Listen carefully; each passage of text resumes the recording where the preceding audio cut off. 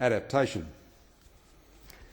It is customary in valedictory speeches to express gratitude to those who have played a key part in one's political life. And as a Conservative with a keen eye for tradition, I do take this opportunity. I remain enormously grateful to Tony Eggleton, who as Liberal Party Federal Director in 1977 gave me the most junior job in our Federal Secretariat. 5 years later, he appointed me as his deputy. Whatever skills I have in campaign management and political administration, I learnt at the feet of Tony Eggleton. I'm indebted to the South Australian Liberal Party for pre-selecting me for the vacant number 3 spot on the Senate ticket for the 1993 election, after just 7 years as a South Australian. I owe thanks to Alexander Downer, who during his short but very exciting time as our leader first appointed me to the Coalition front bench. And I am, of course, grateful to John Howard for giving me so many opportunities to serve in his government, culminating in my appointment as Leader of the Government in the Senate. And can I say that managing a one-seat coalition government majority in this place for 2 years was particularly challenging. And thank you, Barnaby, for that. I'm deeply indebted to all my Liberal Senate colleagues for bestowing upon me the great honour of election as Leader of the Opposition in the Senate following the 2007 election defeat. Nothing has been more humbling to me than to have received the unanimous support of my colleagues to undertake that task. As Leader, I was fortunate to have in Helen Coonan and then Erica Betts 2 hard-working, dedicated and loyal deputies. I want to thank especially my National Party Senate colleagues for their loyalty and support during my 4.5 years as Coalition Senate Leader. I also express my gratitude for the friendship and professional working relationship I've enjoyed with non-coalition senators.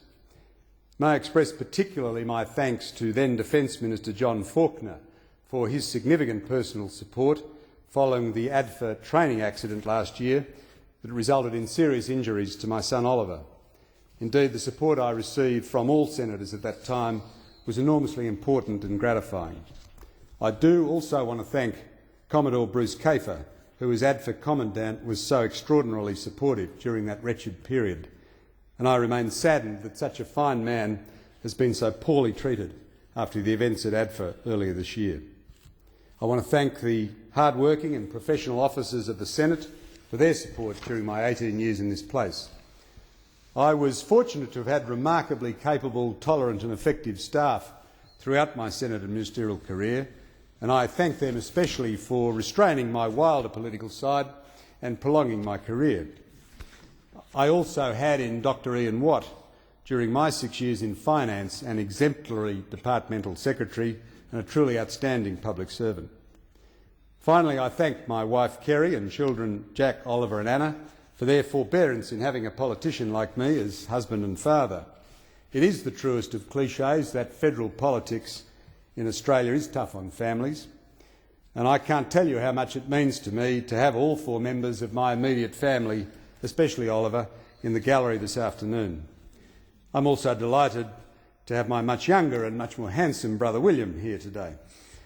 I've been blessed to have had in Kerry a political wife who not only shares my Conservative predilections, but brought to our marriage a career as an age journalist. She's the only Conservative female journalist that paper's ever had, of course, and that included service in the Canberra Press Gallery.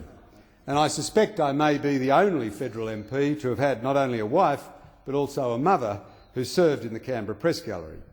And maybe that's why I have, perhaps uncharacteristically, retained a soft spot for the members of that esteemed institution. And I thank them for tolerating my incorrect views on so many issues.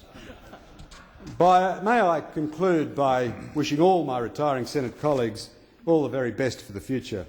As someone who's chosen to retire, I express my commiserations to those who've had retirement from the Senate imposed upon them.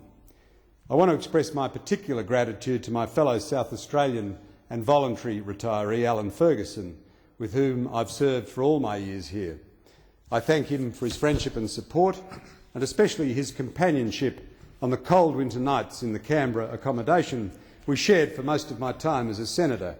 And of course I refer to the warmth of his whisky, not the warmth of his embrace, which I know is the exclusive preserve of his wonderful wife Anne.